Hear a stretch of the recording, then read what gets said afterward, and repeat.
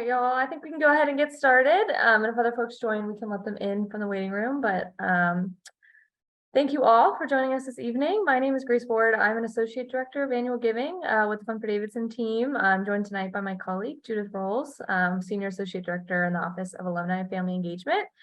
We have the privilege of working with the 20th reunion and are really thrilled to have the opportunity to welcome all of you to this really special edition back to school class for reunion, featuring Meika Fields Daus, class of 2003, and then Lia Newman, staff member at Davidson College. Before we get started, we just have a few Zoom keeping items to go over. We ask that you remain muted throughout the event. We're really excited to hear what Lia and Meika talk about. And so just ask that you remain muted and put any questions that you have in the chat, and we will get to those throughout the event. If you're comfortable and you haven't done so yet, consider changing your Zoom name to your first and your last name in your class year as well. You can rename yourself. If you click in your little box, there's 3 dots on the upper right corner. Click that, and then you can rename yourself. Feel free to, again, to add your Davidson class year if you have one. As I said, the chat feature is available. So if you have any questions, please send them through the chat to everybody or to me or Judith specifically. And then that way we can keep everything organized and make sure that we answer all of the questions. The panelists will not be monitoring the chat, so please don't send questions directly to them as they won't see it. So if you have direct questions, send them to Judith or I. For optimal viewing, we recommend hovering your mouse at the top. You can see the view button pop up. If you click that, you'll be able to select speaker view, and then you should be able to see our panelists pinned to your screen when we get started here in a few short moments. And then finally, we've enabled live auto transcription for this call. So if you want to enable this on your end, you can hover over the live transcription button on your screen. Subtitles should then appear. Captions are not always accurate, so we just ask for your grace and understanding if sometimes it doesn't catch every word. So, and if you have any other tech issues, please direct them in the chat to Judith or I, and we'll be happy to help you troubleshoot. All right, so now to get started onto our program, I want to introduce Lia Newman. She is the director and curator of the Van Every Smith Galleries here at Davidson College. And then she also serves as the public art commissioner for both the town of Davidson and the Arts and Science Council in Charlotte. So now I'm going to turn the program over to Lia, who will further introduce herself as well as Meika. Thank you. Thanks for joining tonight. I am really excited to be in conversation with Meika Daus and recently met in person for the first time. So I feel like we're having lots of extra time together, which is really exciting. So Meika has a background in visual arts, landscape architecture, and urban planning. As you guessed, she graduated from Davidson College in 2003 with a Bachelor of Arts in Studio Art. And then she went on to earn a master's of landscape architecture from Clemson University. She has over 12 years of local government experience, working to advocate for community design improvements, developed land use policies that reflect community vision, and also to implement such projects. In 2023, she joined the Office of the Arts to manage and implement public art throughout the city of Alexandria in Virginia. And she's a member of the American Planning Association and is a certified planner. And I'm just so excited to be with you and to talk a little bit more about your career path and the work that you're doing. So I gave sort of your bio, your resume summary, but I thought that maybe you could speak a little more about your path from Davidson as a studio art major, working through landscape architecture and design studies to your current role as the public art senior manager for the City of Alexandria. Thank you, Lia. Thanks for that awesome introduction.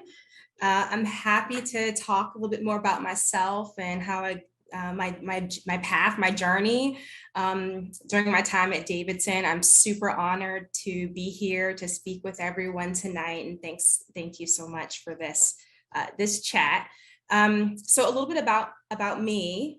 So I grew up in Baltimore, Maryland, and when I was a high schooler looking for colleges, I was really interested in schools that had art programs. At that point in my life, I'd already kind of developed a strong kind of arts background, and that became a sense of my identity, even at that point. And so when I was looking for schools to go through for colleges, I came across a flyer in the art studio from one of my favorite high school art teachers, and it was for a Romare Bearden Art Scholarship at Davidson College. And I was encouraged. That was my first time hearing about Davidson. I was encouraged by her to apply to Davidson, and I did, and that scholarship really was a game changer for me. Getting the scholarship and also visiting campus for the first time as deciding student. I, met awesome people there, including one of the people that's on this call right now, became a good friend of mine for life. I met during that Decision Davidson weekend. And so really choosing to come to Davidson for me was a pretty seamless decision. Once I got on campus and really got to see the sense of community that was there, and that carried through with my art, with my studio art major at Davidson. So what I found on campus at Davidson was that the sense of community there was outstanding. I was from the very beginning connected to artists as professors, people like Court Savage, who's still at Davidson, people like Russ Warren, that's the background I have behind me with his artwork, and Herb Jackson, who was my my academic advisor while I was at Davidson. So I really enjoyed being a part of a community that supported ideas, inquiry, and really unique paths I felt were just as unique as the student. And so I really approached my time at Davidson through that arts lens, and it just was a very interdisciplinary education that I had, even as an art major. And it was a point of engagement in every department, really. I remember classes that I took fondly with English class with Alan Michael Parker. He taught a class called What Does Art Do? And that was one of my first classes at Davidson.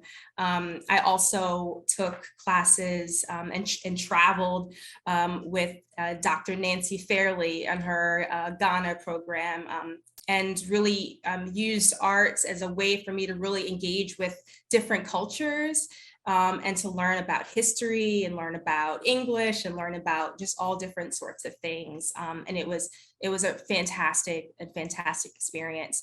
So after Davidson, I had a variety of experiences. To kind of go through some of those things and my own exploration, I worked at the college's admissions office for a while, trying to recruit other kids to go to Davidson and study art. I also did a lot of volunteering for cultural groups and institutions, continue to travel and exploring arts, especially in Mexico. I was very interested in mural artists there and wanted to spend some time in Mexico and did that. And after about 3 years of different experiences after Davidson, I decided to go back to graduate school for landscape architecture. And the reason for me going back for landscape architecture really was due to a lot of the travels that I took and really thinking about these successful public spaces, plazas, things that brought people together in the community, and really wanting to use my arts background to help create beautiful places that brought people together.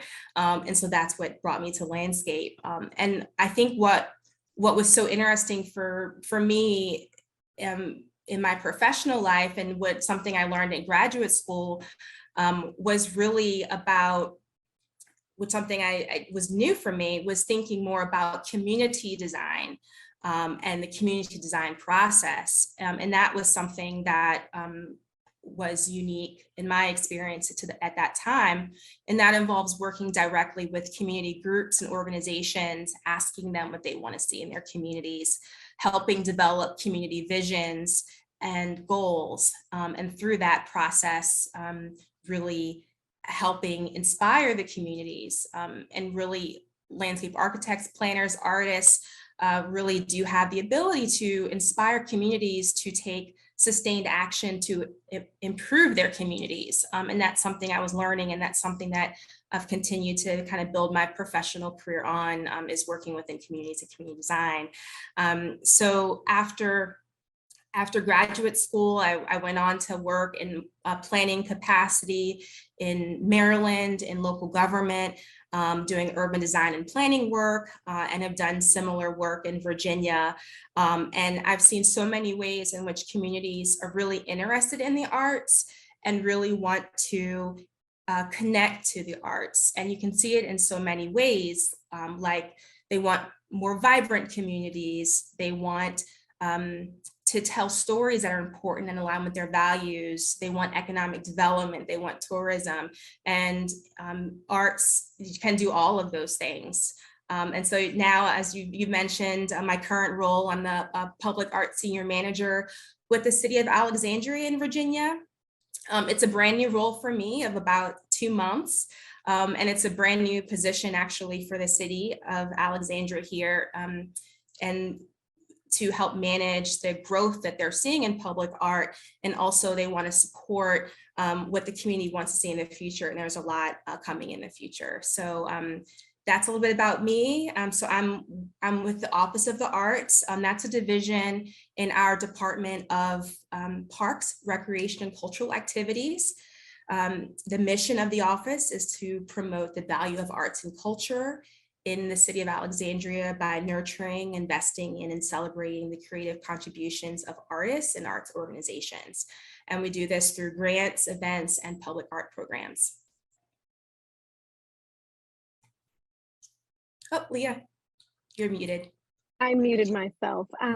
That's a really great introduction to your Yeah. work. And I loved the start where you talked about the importance of community at Davidson and finding your community and having this really supportive environment.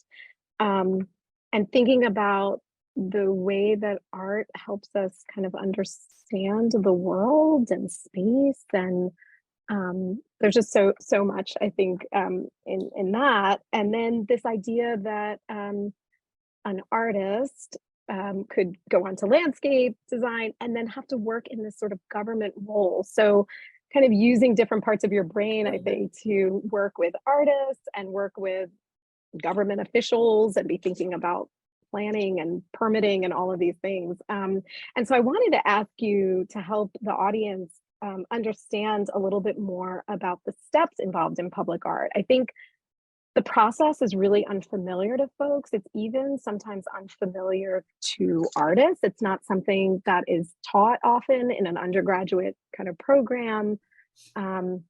So a couple of things, there's lots of different forms of public art. And so maybe you could touch a little bit on that. Sometimes we think about just a sculpture, but there's also ways that public art and artists can be involved in integrated aspects of our environment, like a bus shelter or a design on a light rail platform or something like that. So there's so many different kinds of projects. And then there's so many steps involved before many of us even experience the artwork. And so I thought maybe you could take us through some of those steps and what that process looks like. Sure. I can share a few slides to help us. And if Grace, that's perfect. This slide's perfect. So there's a lot of variety out there in public art. There's so much. I think that's one thing that makes the field so exciting. And then artists are inherently extremely creative people. And so there's new things happening all the time. And folks like me are trying to figure out ways to include it and bring it and to be a part of the conversation in the community. So so public art is very varied. Hopefully the key is that public art is being planned in collaboration with the community, that it's being executed by artists, and that it has the specific intention of existing in the public realm and that it's accessible to everyone.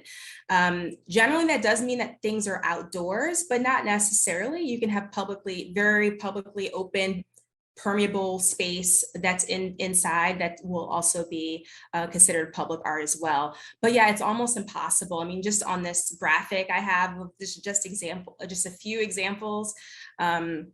in the current jurisdiction where I work, you know, there's murals, there's sculpture, there's mosaic, there's gardens created by artists.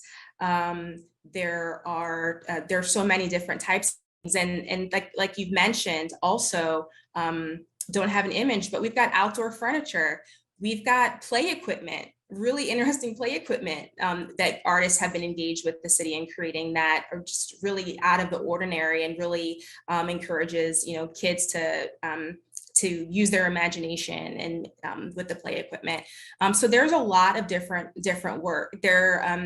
With where I am right now with the City of Alexandria, there's been a real emphasis on including public art in all of the major capital investments that the city is doing. So we're talking about, like you said, public art in transit, where when there are new metro rail stations opening up, that there's public art included, that if there's a new bus line that's going in, that public art is going in, that maybe it's in the shelter or maybe it's in some other way to incorporate it. But I can, with the next slide, I'll talk about some of the steps of what it typically will go into a public art process and why there might be someone like me on the government side that's kind of helping facilitate this to help folks understand it a little bit better. And also if folks are interested in having their own projects, maybe just preparing themselves for maybe what might be involved. Typically, public art is made in collaboration with the community. It's really important to start this from the outset, working with a group. So with projects, as an example, public art process, typically you'll start with task force, a task force that includes, if it's a transportation project, folks that are familiar with that project, but also community members, that they're community members on a task force that are really helping shape the form and the goals of the public art project for the artist. So it starts out with a task force. That task force would set up project goals and parameters. Those goals and parameters could be something like, we are looking for ways to have, and we want something iconic here or visible from the roadway, or something that reflects our local culture. Those are examples of project goals. Or parameter might be, it's going to be in a park. The next step is generally that you're going to develop an artist pool. That will be through something like an artist call. Artist calls can be national, or they can be, you know, regional or local calls for an artist's qualifications.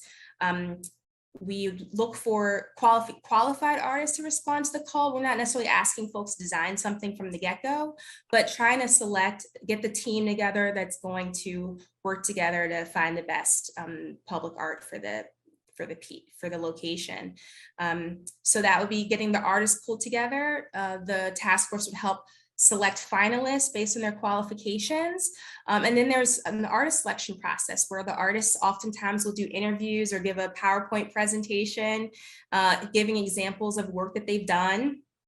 And then they could perhaps be selected as a finalist. Many times, you know, either a finalist or selecting artists, there's also a site visits or visits, many visits that comes into play, so they can get a sense of the community that they're going to be working in for some period of time.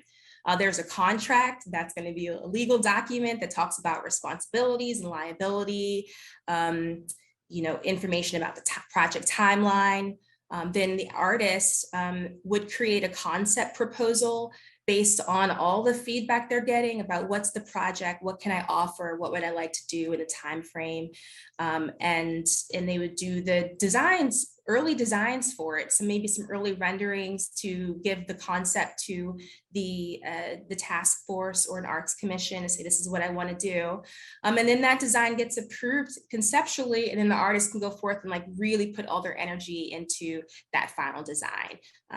You don't want them to go too far to create the final and not do a concept because maybe they didn't get all the parameters or goals that the project team wanted. And so it's good to be able to have that concept step first before final design. Then there's fabrication. Fabrication can be pretty complex depending on the type of project it is. Something that people don't always realize with public art, artists are not always physically making the whole thing from start to bottom. Like you may think of some may think of a traditional studio art context where the artist just makes everything. But a lot of time in public art, it's the artist designing everything. But some of these things are quite complex. They've got electrical, mechanical components to them. They actually may need support for the fabrication, metal work, electrical, all different folks that might need to be involved that they've worked with in the past to help actually deliver this artwork. And then there's an installation process, could involve permitting. It involves, depending on what the structure is out in public space, it's got to be sturdy. It has to be structurally designed well enough to last. So there is quite a bit that goes into installation often. And then there's maintenance. So this is all hopefully after the artwork is created. Many times it's owned or is put in a collection, like the city's collection, for example, and then it's on the city to maintain it. And so it's really important that things are done well so that the artwork can last and that it, continues to present like the artist intended, and maintenance is an ongoing consideration. The artworks are generally evaluated annually or every 5 years, and then there's funding that goes into maintaining the artwork. So there is quite a lot of steps that goes into it. And just as an example, I have another slide. I can walk through a recent project that was done in the City of Alexandria. This is a project called Confluent Threads with an art group called Project One Studio. And this is the exterior of the Burke Branch Library here. And the goal of this group was to create something that was the physical manifestation of the goals and aspirations of the history of Alexandria. And they saw Alexandria as a proud melting pot, and really wanted to have these colorful lines that started east to west as individual elements, and that would weave together, really creating this intermix, this tangle of an really explosion of color. This is not a mural. This is a metal installation. So it's cut aluminum metal. And I do have a video that shows how this was made. It might not play for us tonight. We can try it. Just so you can get a sense of how complex fabrication and installation can be for public art projects, even when it might look like something like someone might think, oh, that's a mural. When you get closer, you can see that it's got some dimensions to it, that it's got a little bit different sheen to it, that it's got a more of a three-dimensionality to it. And that's really done through how they create their work here. They are, you can see the meticulous nature of doing this cut aluminum installation for the library facade. And it's really re-envisioned that exterior of the library there. It's super fascinating to see their process. It looks quite involved, a big team of folks. I know that the project manager that was working, our deputy director that was working on the project, there was a lot of coordination with the library to make sure that the exterior of the facade for the library could withstand like the screws and how they were putting everything on the library, and to make sure that it would be safe and last. Great, and the video is still going, and you're seeing the library before the installation goes up, and you see the folks working away on this installation. But it's been really a welcome addition to the community. The artists worked really closely with the surrounding community before they did the design to really understand what would really instill and reflect the community pride, and what would really bring people to the library. As you could see, the exterior of the library, a little bit dull, a little quiet. And this really helped the library stand out. And that's something they're really looking towards with their project goals, wanting to be more visible and more reflective of the community. That's great. Thank you so much for walking us through the steps. It is complicated and there are a lot of moving parts, and I could see why, as an artist with an architectural and landscape design background, like your job seems like a perfect fit. There are lots of aspects of it that you probably really understand that maybe some other folks wouldn't be able to pull all this together. I wanted to ask you really quick about the community part, since you mentioned that at the end. A lot of these projects aren't really co-designed necessarily, but they do involve community input. And could you talk a little bit about, you started to talk about it a little bit, how, not every artist is always able to engage with the community in this kind of way, or they may have a really specific idea about their project. I thought maybe you could share a little bit about that. It's really interesting so we'll do artist calls, and the artists will write narratives of what they want to do. And sometimes artists just know exactly what they want to do. I want to do this. And they've already decided. And even fantastic artists, sometimes that can be very hard for us, because we want artists that definitely can do the work, but we want them to be open to the process, because for us, this is a type of community engagement. This is a type of community building for us. This is a healthy way to be involved with what's going on in your community. We want artists that can understand and that can work with that dynamic. Many artists do understand this is a major component of public art when they do projects like this.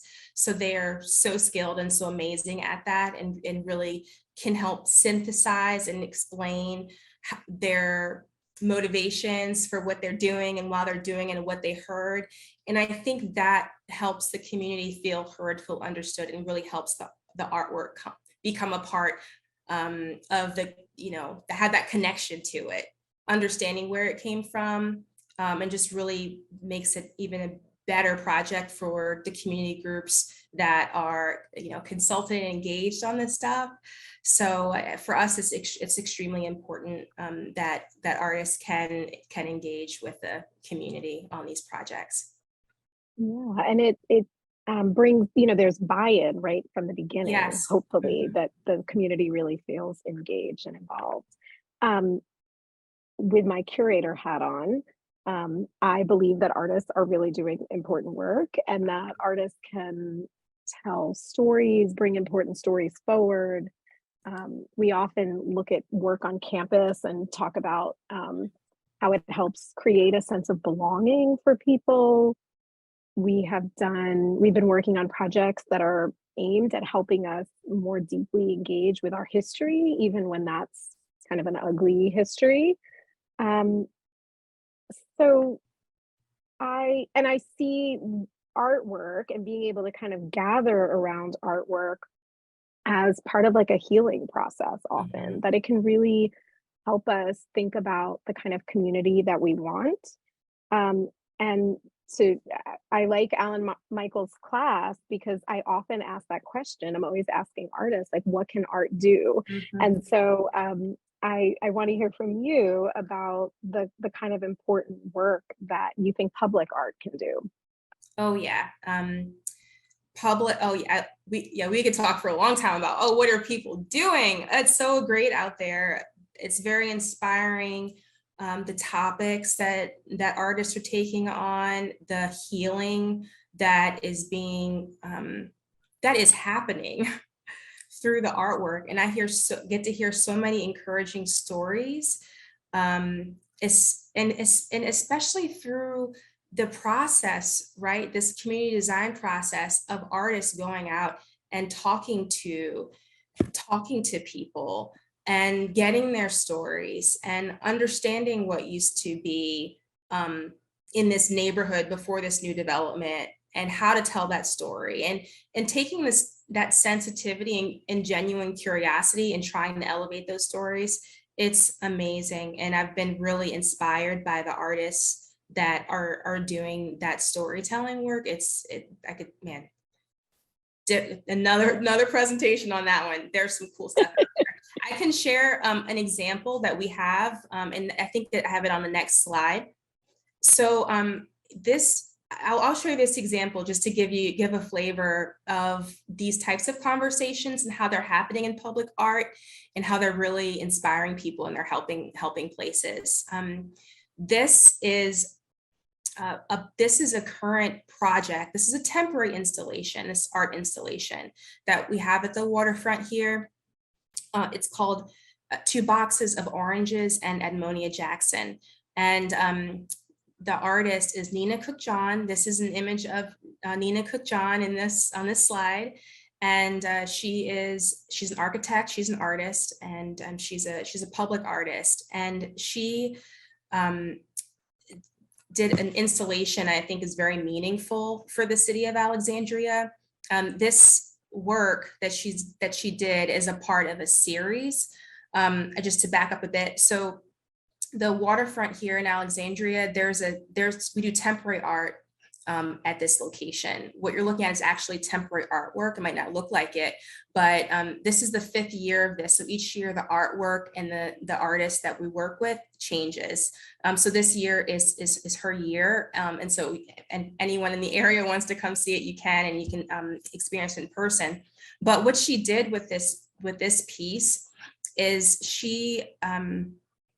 she created an artwork that takes the form of an abstracted ship's hull. And you have these steel vertical elements that help create the rough outline of a ship. The reason that she went in this direction with her piece is that she was very inspired by the history of Alexandria, and specifically the history of this waterfront where she was doing the art installation. And she learned about some recent archaeological excavations that happened in Old Town Alexandria during the construction of some mixed-use buildings and hotels, and was really inspired by seeing the form of those wood holes in a hole being exposed to modern day time, right, during the excavation process. And she wanted to create a piece that would help visitors to the waterfront. This is a very, very highly trafficked area, to stand in a place where they could imagine a time in Alexandria's history where the ships didn't just carry cargo like tobacco, molasses, rum, and limes, but also enslaved people that were traded as a part of domestic slave trade. So the next slide shows the design a bit more. One more slide. Perfect. So this was the conceptual design, just to kind of show how sophisticated our artists are out there. This is the conceptual design for the piece. And what you are seeing on these vertical elements and the ground plane, she's taking these fragments, and what she's doing is she's putting the information from ship manifests from the time that this example of the time where these ships would have been used in the 18th century. She's researched the manifest, and she's putting information from the manifest on these vertical elements. So you can see limes, whips, logwood. There's also people's names on the vertical elements etched into the vertical and painted on the ground mural. Jane Taylor, female, 5'2". There's also 2 Boxes of Oranges and Edmonia Jackson. Next slide. One more picture. So here are some more pictures of the installation. I really enjoy this work because it's so site specific, and it references directly the history of this waterfront where she's working. And it really physically pulls people in, just the shape of the hull. You kind of want to walk really close to it. The bright colors really pull you into it. And then once you're in, you get to see all of that text. And I love watching people in this space because they are drawn to it and they start reading and then you can see they're just like, oh, what's going on? Oh, and they're just getting it. And it's so cool to see that. And the conversations that folks are having around the space. It's been really fantastic. So just an example of how public art can take on these really complex topics and that people can engage with them. It's safe. It's safe to ask questions. The artwork wants you to ask questions. It wants you to think about the history. And her artwork does that. That's incredible. And a lot of work for a temporary piece, but I imagine that that there's a lot of success with these temporary pieces because sometimes people don't want to live with things forever. And so they can enjoy it for a period of time. But what a great example of the way something can be really beautiful. You see it from afar, it can pull you in, and then you learn this deeper history. It really looks like an interesting project. So kind of in line with that, as most institutions, the art world has also been over the last few years trying to reevaluate and reconsider past practices, really think about inequity. That has been in the form of like representation of artists, representation of staff, fair wages. I'm wondering if you could talk a little bit about where you either see room for improvement in public art, or if you can point to any success stories where public art is really trying to like level the playing field and consider equity. Yeah, I think some things, one, encouraging diversity of conversations, I think is one thing that public art is definitely doing. But really too, just from in the field, their public art, like you started out saying, like folks might not necessarily have, many artists may not necessarily know this is an arena for work. Not everyone's a sculptor, not everyone is, an architect to do these types of designs and installations. I think one thing that I'm seeing that's been being done here really well is having a real variety of opportunities for all different types of artists to really engage, contribute their work in the city. And I think that's great. I think having a variety of opportunities, things that are going to appeal to two-dimensional artists, things that are going to appeal to graphic design artists. I think that is something that that the city is doing very well. And just like an example, like we have art on traffic box wraps. We do traffic box wraps. We do right now, I'm working on a project where we are getting cast iron storm drain covers manufactured. Now, if we're trying to, as the agency, trying to create a process where we can give two-dimensional designs to the fabricator to create molds for the cast iron to make storm drain covers. You know what I mean? So to try to help translate some of this stuff, because everyone's not gonna, work in a foundry and forge cast iron, right? So how can we help translate this and make this a bit more approachable for folks, to allow people to get experience, to see that they have a place in the city and their public art has a place here.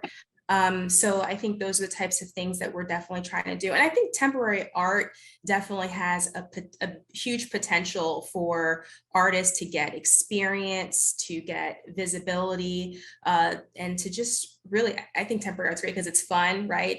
It's short term, it's fun. You can do things that you wouldn't do for a permanent, something you do for a permanent collection. And so I think all of those sorts of things are great directions, in the field to kind of allow different points of entry for folks into public art. Yeah, I think that's great. You mentioned before that not everybody is a fabricator or has to be a fabricator, but there often are kind of barriers around monetary values that you have to be able to work at a certain budget to qualify for a certain project. And so these smaller projects are kind of ways for artists to get their start and to Yes. keep kind of growing, which is great. And it allows for more diverse voices for sure. I started to touch on that public art can sometimes be contentious. Give us the gossip. Are there some are there some challenges that you have encountered that you might want to tell us about? Well, I've only been in this direct space for a little while, so it's been 2 months. But even in the short time, it's fun. It's fun. Art is interesting, especially when you're out on the sites with the public art and you're engaging with people. Maybe you're taking some pictures around the piece and you're watching people, and people will come talk to you, or you're touching up something. And folks will come and talk to you, and they're gonna start discussing the artwork with you. And for the most part, I mean, the public people really are smart and great and really appreciate the work. But there are some folks just don't want to get it, don't get it. Some people get angry actually when they don't understand something, or they think it's not art, or what is this? This isn't anything. What are you? They can get people can get angry. But the number of people that are willing to engage and to think about what they're seeing, it just so far outweighs some of the folks that are just dismissing the artwork in the public spaces. So I'm definitely still encouraged. But yeah, I mean, I've heard so many public art stories in my short time here. It's true. Yeah. But I always think if people are talking, then it's kind of doing its job, right? Yeah. If it's talking about something complex, or it's whatever the conversation is, it means we're together. We always say, we've heard that students have nicknames for campuses, for sculpture on campus. And we always say that you don't give a nickname to someone that's not your friend, that you feel like it's part of your environment and it's really part of your space. So it's okay. Yeah. So I wanted to wrap up by asking, I know you're pretty new to your job, but is there something that you're particularly excited about that's either coming up or that you recently accomplished? Oh, sure. I'm super excited about so many things with this role. I've been just really impressed with my teammates here. I'm looking forward to next year's Site C installation at the Waterfront Park. And one reason for that is because it's one of the first projects that I'm starting from the ground up. I got to start from the very beginning. Public art takes a long time. So I'm in on the beginning of that one. And we, worked through the artist interviews, getting the artists selected. They're planning their visit to Alexandria. They want to meet with all different types of environmental groups because they are very interested in the environmental health of the Potomac River. And I expect that's going to inspire their artwork. We don't know what they're going to do, but it's going to be very cool to see them develop their concepts and to try to support that project from start to finish. So I'm really excited about that. I'm excited that that our office has a role in encouraging artwork with private development throughout the city. So when there's new projects being constructed, new multifamily buildings or things like that, I'm excited that we're, at the table having conversations with those developers about whether they're going to be able to incorporate public art or whether they're going to be contributing financially to the city to expand art near their project. So I just think it's really a great place to be. And yeah, I'm looking forward to learning more and continuing to share more. Mm-hmm. That's great. It sounds like there's a real commitment to the arts in the area. So Yes. Yeah. it's exciting. Yeah. So I don't think I have other questions. I don't know if anyone else does. Well, I have a question for you then. Oh, I see a raised hand. Erskine. Saved by Erskine. There you go. Won't let you off that either. Meika, thanks so much for doing this. And I actually live down just south of City of Alexandria down in Fairfax County. And so, I mean, the waterfront art that y'all have done kind of right there in Old Town, it really has become such a neat kind of convening center for that area, right? That's an area that has kind of gone through a couple different iterations. And so I commend y'all. I have not seen the 2 boxes of oranges, so I'll be excited to kind of go down there. But it's interesting. I've got 3 boys, and my oldest is 11 and is really into art. And so public art is such an interesting opportunity for us to kind of seek things out when we kind of take family trips, or just to kind of inspire is probably too strong of a word, but give him the opportunity to kind of be exposed to a lot of different things. I'm originally from Mississippi, and Ocean Springs has a really active kind of public art scene. And so I've taken him down there, and we've done stuff. We went to the Wynwood Walls down in Miami on a recent trip as a family. But I just, the public art area, I'm sure you get such an adult reaction, but I guess for what it's worth, the children are also paying attention. And I can tell my son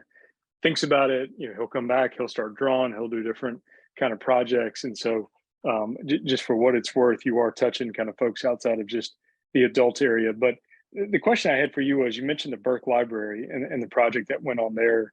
I'm a self-professed kind of library nerd. I think libraries are such an important part of our community, and I wear out kind of my holds section at the Sherwood Regional Library where I am. But we are lucky to have some incredible libraries. The idea of doing kind of an artistic or an art project around the library, I think, is such a smart idea, because they really can be these areas where you can bring so many people together. Is that something where you have seen a greater interest in kind of doing projects like Burke, or is Burke a bit of the anomaly, and there's a hope that maybe Fairfax County or the City of Alexandria will kind of use that as a model to kind of replicate in other parts of the city? Sure. We are open to working with all of our departments and agencies in the City of Alexandria to implement public art, and we have a bit of flexibility on what projects that we take, but we do see that project as a major success, and a really just kudos on the Project One studio on that. I think they've also gotten quite a good amount of visibility from that project and their techniques and just how well everything looks, and just their ability to manage that process and work with folks and do something that people can really get behind. But yeah, I think, because we are a city agency, so we are looking for collaborations with other city departments, land that we own, buildings that we own, so that it ends up being a place for us to connect quite a little bit easier, that it's a City of Alexandria public library that we can work with. It's a little bit less red tape to keep it in that in the city government family. So that's another reason I think that project moved forward the way that it did. There's another question for you. Sorry. No, go ahead. I'll be quiet for this. Do you think it's drawn more people to the library? I mean, are they able to kind of measure it and say, this project is now kind of becoming a little bit of a gathering because of it, or is it still kind of early to tell? That's a great question. Those are the types of metrics my planning brain is really interested in. We don't have information on that right now, but I love thinking like that. What what is the art doing? How do we measure what the art is doing? So I think that's a great question of, is that actually increasing walk-ins to the library? So that those are the types of things that we talk about internally as a team, and how to measure success, how to measure visitors for outdoor sculpture, and how to go about that. But I don't know the answer to that, but I think that's a very valid question. Great. So there's another question for you, which is, what are the advantages of having the space on the waterfront as a place for temporary sculpture projects as opposed to a permanent site-specific work? Sure. I think some of the advantages of doing it now, we also have permanent artwork at the waterfront. This is a very well-used, well-loved area in the city of Alexandria. Temporary keeps the area fresh. It has people can come back to see something different. We have a really diverse, interesting community here. Some folks are going to love, I encourage you all to actually see online some of the previous installations. They've been so different. Some people love the current installation. Some people love the one, last year or the year before. And the cool thing about it is that that we can have change in our public spaces, and we can mix it up, and it doesn't, times change, seasons change, and our public art can change too. I think it's a really smart approach of continuing to engage the community and having something really dynamic and interesting for folks. So it's been really successful here. I think people really like it. And I think that temporary nature of it just kind of adds a little bit more of interest of, hey, come see it. It's going to here for a limited time, and then you can see what the artists come up with next year. Great. Yeah, we had some temporary projects on campus too, and they were great because they really brought in new materials. Even that was part of it, that they were made of, they were ephemeral. They were only going to last a certain amount of time. And I think it was really just a nice way for folks to get a full understanding of what's happening in contemporary art, in contemporary sculpture. And then our projects were hands-on. So I don't know if that's been ever a piece of the projects for you all, but it was really nice for it to be kind of community built. It looks like Leslie has a question. Yeah. What happens to the temporary projects when it's time for the installation to come down? It seems so sad that it would go away. So where does it go? Yeah, it's sad for sometimes the community members too. So it depends. 1 year, the installation, people loved it so much and just really wanted to find a permanent home for it. And the artwork was in really good condition still after the 11 months at the waterfront. So one piece was relocated to another city location where it exists right now at the Old Town Pool. That one was in a good condition. We've had other artwork, because these are built as temporary. We've had other artwork that includes lighting, that maybe the neon and the lights continue to go out, or things get broken. Again, sometimes the materials are not, it's not made to be permanent. So you maybe take a little bit more risk with the materials, or you use something that is a little bit more temporary in nature. So most of the other installations that we've done have been, have probably gone back to the artist, or parts of it probably to the dump. We did have a piece called Groundswell that had lots of wood pylons that were used throughout the waterfront park.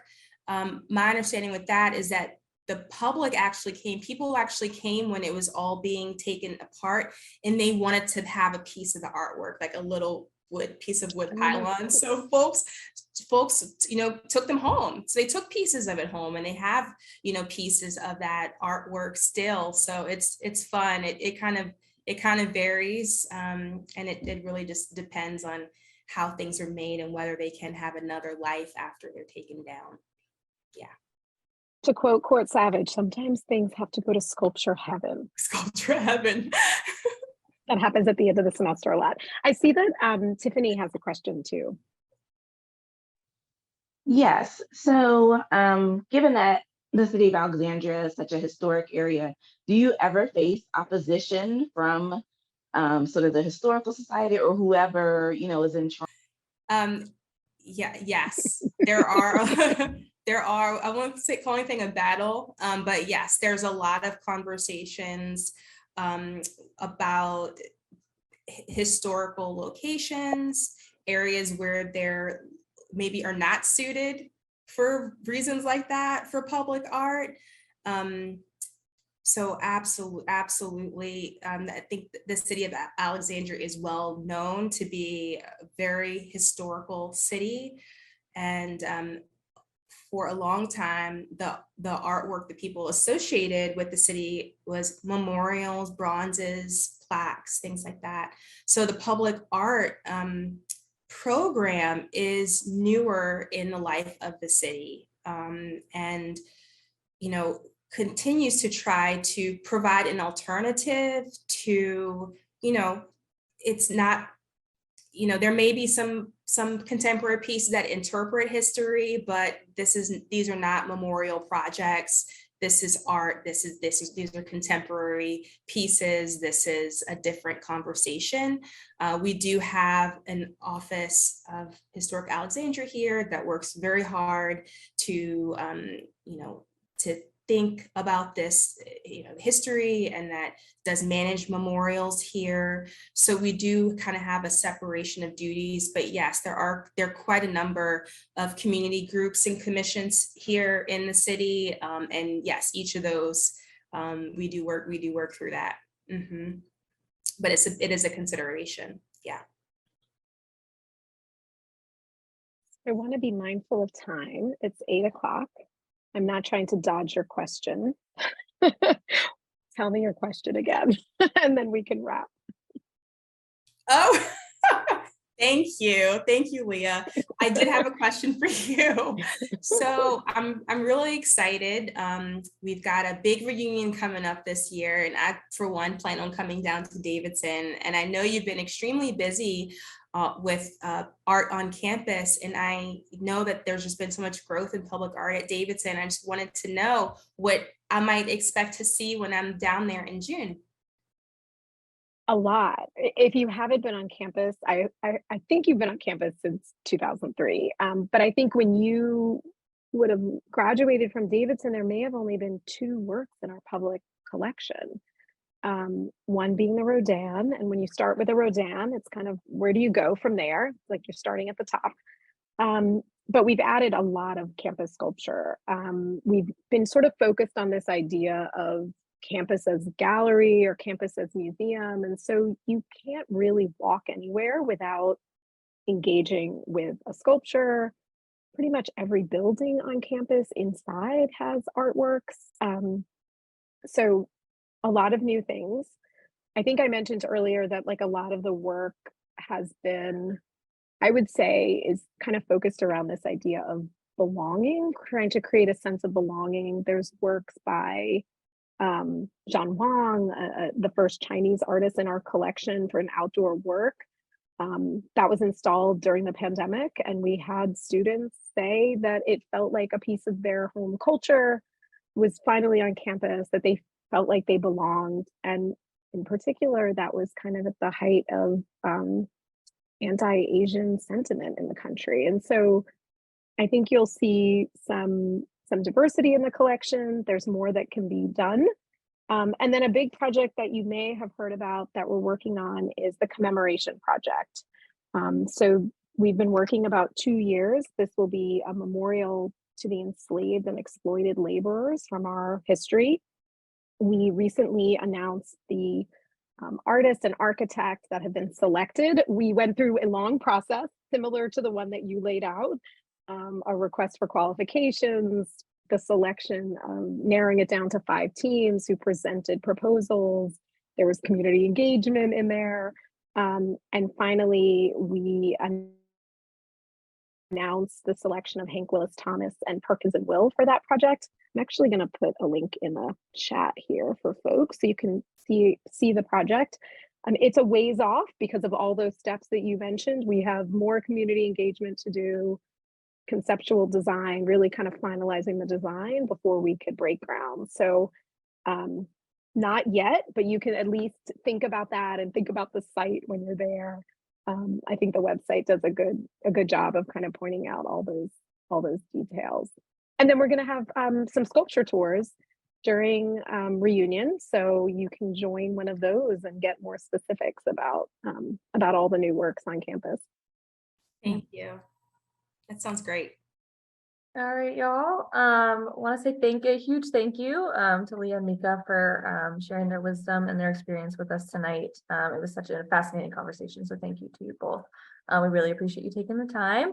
I also want to thank the class of 2003 reunion committee for sponsoring this event. We're going to send a follow-up email from our office in the next few days that'll have contact information for our two panelists, a short survey, and then some other helpful information. And then the recording of this will also be available on the website within the next 2 weeks. So I want to say a huge thank you again to Lia and Meika. Thank you to class of 2003, and thank you all for attending. And I hope everyone has a great rest of their night. Thank you. Thank you.